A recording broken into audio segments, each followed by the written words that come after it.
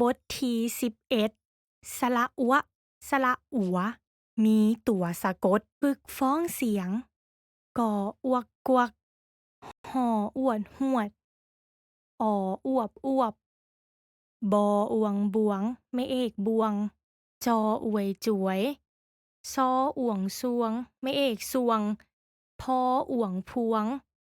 ลออวกลวกมออวกมวกขออวดขวดบออวบบวบมออ่วงมวงไม่เอกมวงทออวยถวยไม่โทถ้วยซออวนสวนทออวมท่วมไม่โทท่วมบออวกบวกฝึกอ่านคำศัพท์สวงเหือพวงมาลัยแมวกวัก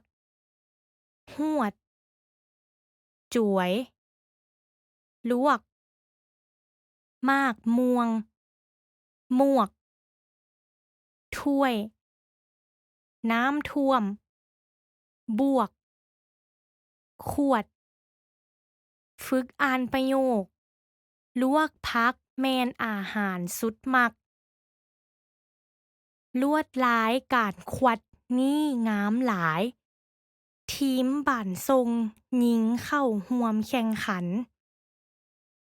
ดวงมักกินมากม่วงสุกเหลืองเด็กน้อยสวมใส่สุดเป็นโตสัตว์พวงควรเลือกสีเหลืองหรือม่วงบัวภูมิใจอวดสวนสุดสวยงามลวดลายเหือในงาน